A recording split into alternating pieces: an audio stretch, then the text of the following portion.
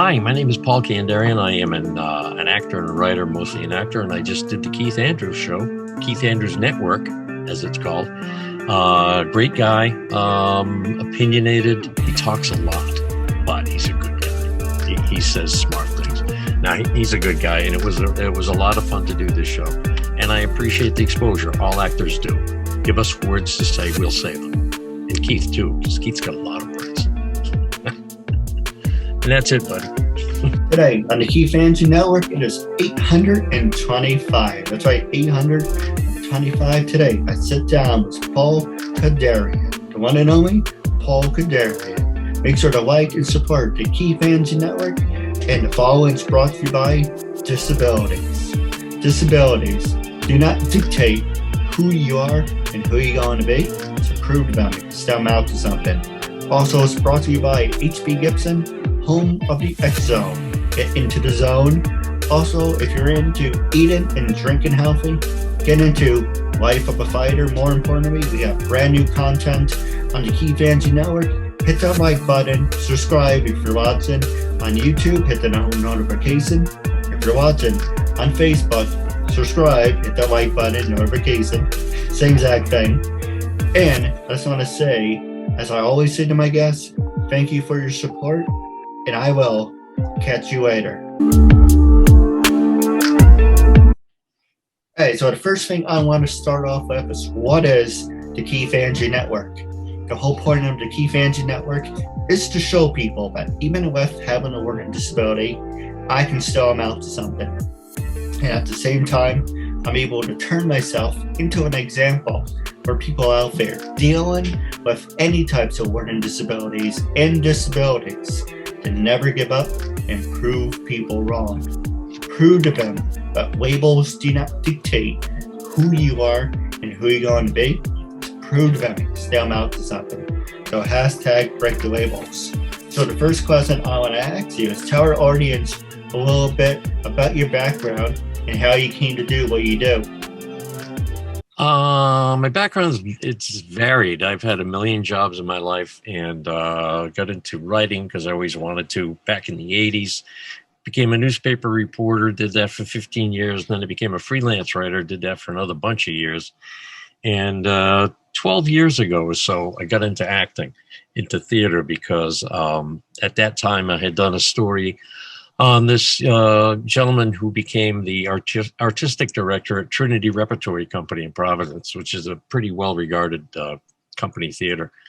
And I went to shows there, interviewed him, and hung around there. And it dawned on me, I said, I've been wanting to be an actor my whole life, ever since I was a kid.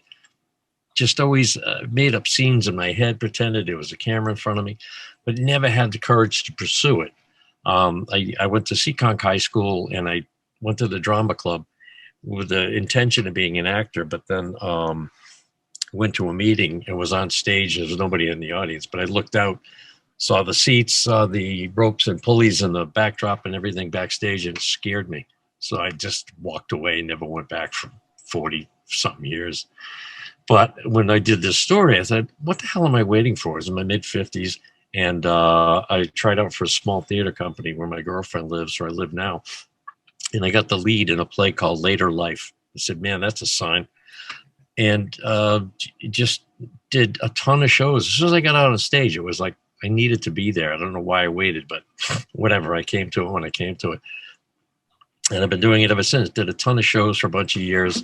And I thought I wouldn't get into film. And then I said, yeah, I'll try film. And I've been doing that full time for the last 2 or 3 years. Just love it. Absolutely love it. And again, I have no regrets in my life, but the only one is that I wish I'd done this sooner. But I'm making up for lost time, because this is all I want to do. This is all I think I was meant to do. And I'm busy. I think it's got a lot to do with my demographic. I'm an older guy, and they always need older, father, grandfather types, judges, doctors, whatever. I've been in patient education videos, playing, somebody who's about to get knee replacement surgery. So there's a million avenues for actors out there to do stuff. You just got to hustle, and I love the hustle every day. So I think that pretty much answers it, Keith, I think. Yeah, there's this wrestler I get to meet. His name is Jay. People know him as Carson Cage. and his shirt that he came out with says, "Outwork everyone." Pretty much, yeah. Yeah, I mean, you just got to hustle, and if it's meant to be, and you can make it happen. I mean, you really do make things happen. Just can't wait for my dad. Just say, don't wait for your ship to come in, row out halfway and grab it. So, yeah, that's true. So yeah, and it's just been fun. I absolutely love it. Love everything about it. I'm never going to get tired of it. I'll just keep doing it. So. No, that's how I feel about my talk show. My brother had his own college show, and I'm like, well, if he can do it, I can do it too. Yeah. In 2004 to about 2006, when I was in high school, it was called the Keith Andrews Show. If we were in school together, it'd be the Keith and Paul Show, the Keith and whoever show, the KeithAndrewNetWork Network. And that's when I actually first came up with the KeithAndrewNetWork Network. It was like 2005, 2006. I worked at a retail store. Talked to one of my coworkers, saying, wouldn't it be really cool if we did a talk show? He's like, yeah, we can do it at your house. We can do it in the basement. We can, bad joke about that. Turn it into the basement. We can put lights and make it like a set. But he wanted it to be different. He wanted to be like, okay, we can have news, then we can have rap. And I was kind of like, okay, whatever. I'm up for anything. Yeah. But it never worked out. I got sick out of my own stupidity in 2007. It took me a year to recover. And then I went to West Point. I got trained as a custodian because they have a thing where they work with occupations for people with special needs, saying, oh, we now have a opportunity where people who want to become a janitor, they will be trained to get a New York certificate. I did that. Being on the bus was horrible. I wanted to cut my wrist. Number one, it was really bad. It was an uncomfortable situation. I just, I got it. I want to try back working at retail. I worked at Home Goods for a little bit. Nice store, wasn't for me. They wanted a janitor to come in, clean, but I have this thing, or I don't like to be micromanaged. I don't like how people watch you. So it's kind of like, hey, you want me to do something, want me to do it. Don't watch me like I'm a freaking ant and in one of those glass jars. It's like, you want me to do something, just don't, be on top of me. And I was saying to my dad, I don't want to do this. I'm unhappy. So I was unemployed for a couple of years. I had a job. I was only fired one time in my life. And that was my own stupidity. I quit many jobs. A lot of people say, how many jobs have you quit or had? But I was only fired once. So not to take pride in that. But, one time it's not anything. But yeah. So when I was recovering, I was thinking, what I want to do with my life. And, it's the same conversation I had in my other interviews, because I'm the youngest, 4 brothers and 1 sister. My brother before me, it's like, I don't know what to do with my life. Everyone's like, oh, talk to your brother, go talk to your sister. They can put you in or point you in the right direction. And I was like, well, what about me? What about you? You don't shut up. You piss people off. You have diarrhea of the mouth. You can't hold down a job, and you're not qualified. I'm like, fine, the hell with it. I'm going to show you with a learning disability. I'm going to create my own opportunity. I'm going to create something that's for myself.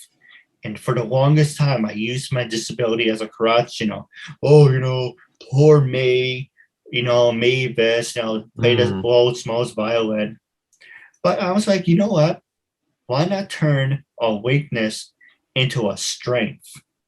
And for past 8 years, this June, and it's funny we should mention that, I'd like to invite you to be on the show on June 10th at 5 o'clock. I'm doing my 8-year anniversary, and I'm showing you, hey, look at someone who learns at a middle school, high school level, who never went to college, who's not qualified, but look at what he has accomplished. Thanks to you, we're up to 825 episodes. Officially. Yeah. Unofficially, it's over 1,000, but those Yeah. people don't count. But the question I want to ask you is, have you worked, besides me, obviously, thank you, have you worked with people with disabilities? And for people who want to follow in your footsteps, who have learning disabilities and other type of disabilities, how can they follow in your footsteps? Oh, yeah. The biggest, best example of somebody with a disability is this kid who lives in Massachusetts, who I met at the University of Rhode Island doing a story. His name is Andrew Pilkington, and he has cerebral palsy. So he's in a wheelchair, but he's a filmmaker, and he types with his nose and he edits with his foot. Kid is absolutely remarkable. I've done 2 films with him. I did my first feature film with him about 6 years ago. And it was just a tremendous experience. He's got a film now. Life of me, I can't remember the name of it. It's a film about a summer camp, and it's completely populated with people with so-called disabilities. They're in wheelchairs. They have whatever the special needs are, and it's already won awards at this festival and that. It's got the word summer in it, and I'm kicking myself. I can't remember the name of it. But his name is Andrew Pilkington. If you Google him, that'll come up. The kid's just amazing. I love him like a son. He's a great, great kid. I've done a talk show a couple of times with a local guy, Harrison. Jesus, I'm drawing a blank on everything today. Don't worry, I have that effect on people. Yeah, he's got Asperger's, and he's been doing. So he's like you in that he's done like a gazillion shows for a number of years. Good guy, really good guy. I've done stories on people with disabilities. It's just, it's good to be around because you come away from people with, again, so-called disabilities, and you don't focus on that. You focus on their abilities. I mean, they have abilities that I don't have. I may have abilities they don't have, but we've all got different abilities. We've all got different stuff that we do. So I totally forgot what your original question was, but that's the experience I've had with people with disabilities. It's been great. It's all good. Really, really, really, truly is. Oh, I agree. If you have a gift and you're really good at doing something, you should take advantage of it. It's like, Yeah. Hey, I don't want to be a boxer because I don't like being punched in the face or having brain damage. Yeah. I'm just looking up the name. Keep calm. I'm listening. I'm just looking up names. There's also, I want to be a wrestler. And I was like, I have this great idea, of, what my story. And I'm not saying maybe, okay, if I'm lucky, I know I have my head on my ass. You can turn me into a household name. You can turn anything into a household name. You can turn a bar. Here's an example. You can turn a bar of soap into a household name. If you can do that, anyone and anything can be a household name. Yeah, that's a very good point. Just thinking of a bar of soap, but thinking of Ivory, Dove, whatever. That's a household name. Yeah, you're right. Yeah, exactly. Or soda, Coke. Yeah. It's a good attitude, man. That's a very good attitude. No, I appreciate that. I found it. Best Summer Ever is the movie. It's a magical musical movie milestone for disability inclusion. It's been written about New York Times, Forbes magazine. And the other guy's name is Harrison Blake Young. He does a thing called Topic Time, and he's got Asperger's. He's a crazy son of a bitch, but he's funny. But anyway, so yeah, you can turn anything around. You could make anything work to your advantage. You just got to figure out how to do it. My dad likes going to ShopRite, and like he gets Bounty and Tide. And there's so many, he gets like these brand names. And I was like, let's go to BJ's, they're better. You get things in bulk instead of going every single day to ShopRite. But it's just get things in bulk. And it's like, I hate it. I hate it here. I don't know what I want. It's like, the reason you hate it is because they don't have the brand names. All right, yeah. Oh, he hates what, BJ's, you mean? I mean, he doesn't hate BJ's. Yeah. He doesn't like the fact that there's no brand names because you're paying. You're paying for the name, like Bounty. You're paying for the name Bounty. You're not paying because it's paper towels. You're just paying for the name, like. Right. Yeah. Well, it's like pills. I mean, I take ibuprofen instead of Advil because it's like $2-3 cheaper a bottle. I said, what the hell you want to pay for the name for? Why make the name richer? I mean, the chances are they're the ones making the pills in the first place, and they're still making money at it. It's just a generic label. So I don't know. Yes, you're right. So the next one I want to ask you is, social media with everything but you, Conquest. I'm trying to put you over, but you started your career before social media. And, back, not to sound like an asshole, I do apologize, but back in the day, so taking a guess about your age, you were about my father's age. He was born in 1948, so I guess you were born close to that. 53. It's kind of close. You're only 5 years off. Yeah. Well, I'm not good with numbers, but I'll take. No, that's okay. No, 67. So yeah. But I get an age range. I can play 50s to 70, which comes in handy. I mean, I don't have a lot of hair, but I'm mostly Italian. I think Italians age well. Must be all the olive oil and pasta. But so yeah, I'm in that age range. Again, we're getting a lot of work just to do parts of older people, judge, lawyer, doctor, whatever. I played a doctor, played a lot of stuff because I think I have a versatile look. How many years have you been filming, and have you ever worked with any big household names? Filming probably 6 or 7 years, full time in the last 3. I just did a movie, a bunch of scenes in a movie with, I don't know if it's a huge name, but it's Eric Roberts, who was Pope of Greenwich Village, that guy's sister's Julia Roberts. It's funny because everybody says, he's made more movies than anybody in the world. And you say, hey, I'm working on a film with Eric Roberts. They go, okay, who hasn't? But that's the strength of this guy. He seldom turns anything down because he just loves to act. And we were doing scenes last week, and in between, I was like, can you swear on this show? I don't know if you can. Yeah, you go ahead. Anyway, I said, I was looking at him, I said, dude, you still love this, fucking love this, don't you? You just love doing this shit. He said, man, it's just like recess every time.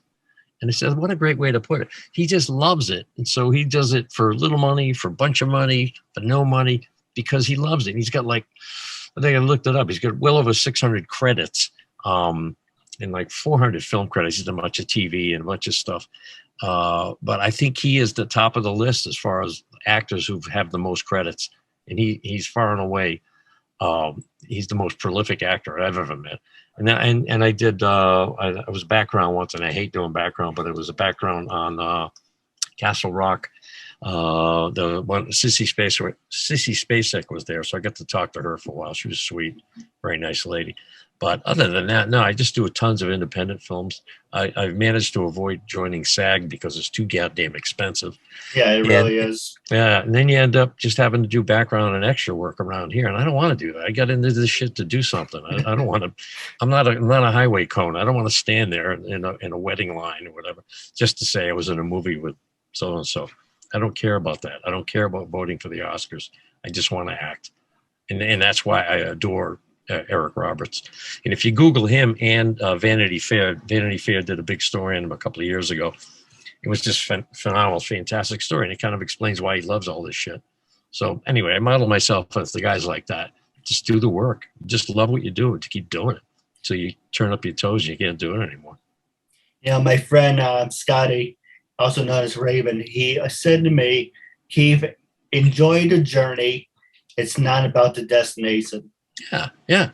There's a great Harry Chapin song. And you know Harry Chapin, the folk singer, right? He did a song called Greyhound. It's about Greyhound bus. He was a great storyteller, songwriter. And one of the lyrics is, it's got to be the going, not the getting there that's good. And that's exactly right. It is the going. It's not the getting there. It's how you're getting there. It's the journey. It is the journey. It's not the destination. So. I agree with you. It's like a marriage. My parents are going to be together for 50 years. Wow, during that time, they had their ups, they had their downs, but they always stick together. That's like any job. Of course, I make a joke, like, how long have you been at this job? Oh, 25 years. Jesus Christ, it's like a prison sentence. Yeah. Oh my God, I don't work with, I mean, I'm friends with people who just, they make good money what they do, but they fucking hate it. And I told this guy at one time, I said, what do you, he said, I can't wait to get out of my business. He runs his own insurance agency. And I said, well, if you could do what you wanted to do, what you love to do, what would it be? He said, I like carpentry, likes to build things. So why don't you do it? And he said something that stuck with me. And his wife makes good money doing what she does too. He said, oh, we can't. We need the money. I said, did you ever think, you never hear anybody, it's always we need the money. It's never we need the happy. And that's the currency we should all be dealing with, is happiness and satisfaction. It's not the fucking money. Money is, I mean, you can't buy happiness, right? You just got to be happy. And the more money you make, that doesn't matter. It doesn't mean shit as far as being happy. But nobody says that we need the happy. We always need the money. Yeah, no, everybody needs the money, but I don't know. It just makes me crazy. But I tell young people all the time, I said, just follow your heart. And the only voice you need to listen to is your own. Don't listen to anybody else's. I mean, your parents may mean well. People who love you may mean well. So, well, you should do this, should do that. People say, do you have a fallback? I said, I don't know. Do you have a fallback for breathing? I don't. No. So you just got to do what you got to do. Keep doing it. You love what you do, keep doing it. No, That's absolutely. Yeah.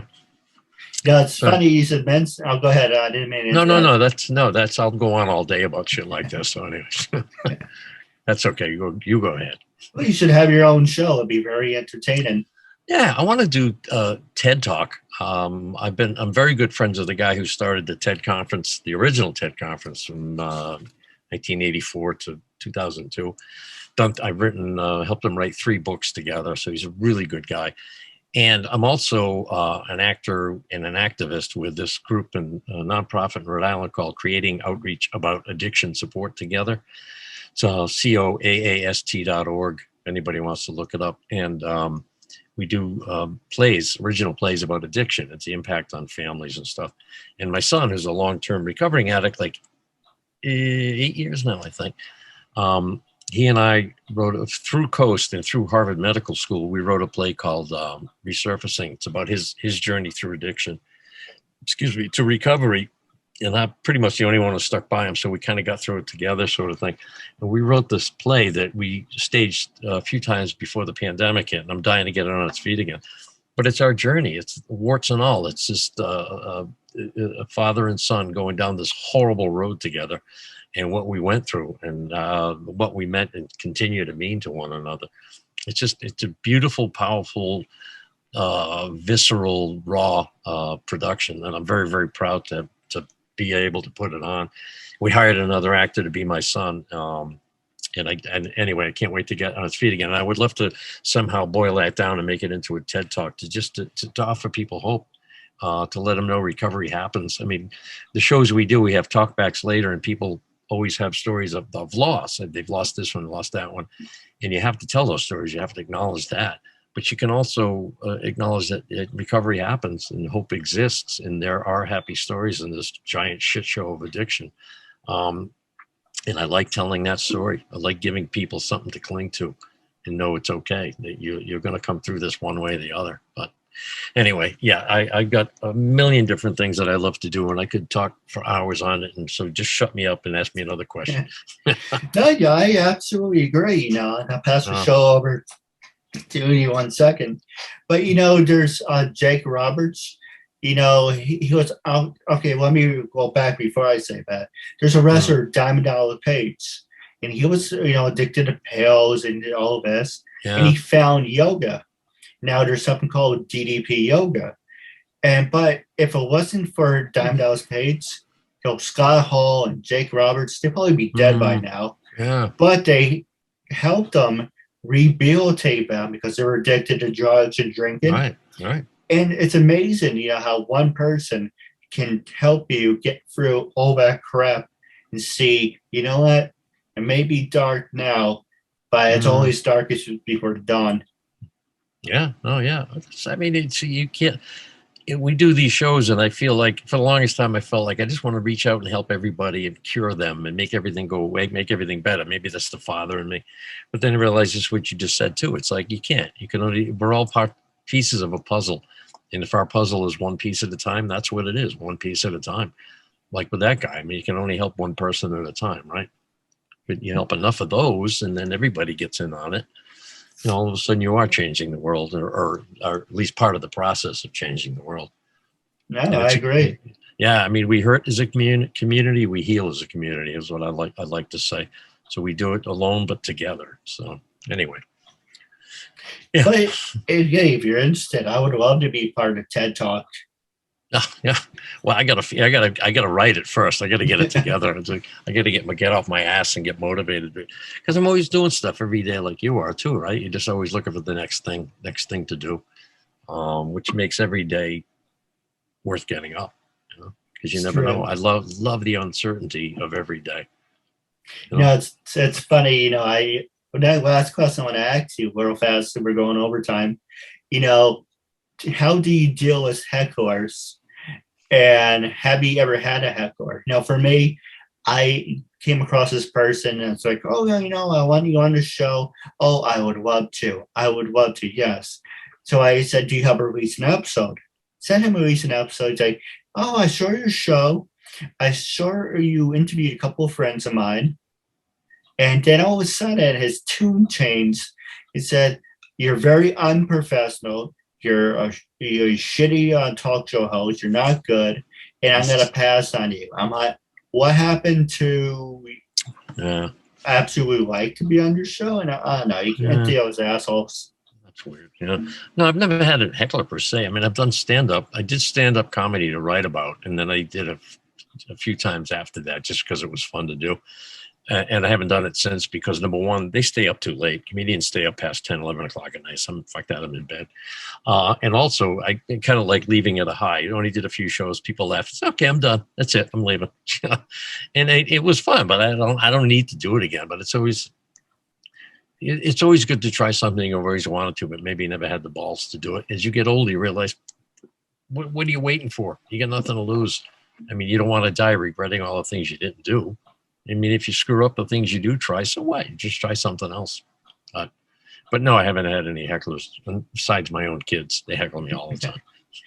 So the last question I want to ask you, I'll let you be brutally honest. When I approached you to be a guest on my talk show, what made you say yes? How do you feel now? And what do you recommend to other people out there? What did I feel then? Well, I didn't know anything about you, and then I looked you up, and I thought, this guy's got a disability, but he's doing shit that he loves to do, so why not? And it's been great. I mean, you're a good guy. You don't let things get in your way that shouldn't get in the way. And I would. I recommend you to my friend, sure. Yeah. I appreciate it. Now, wrapping up the show, it's a real honor and privilege having you as a guest. I'm looking forward to part 2. I just want to say thank you for your time.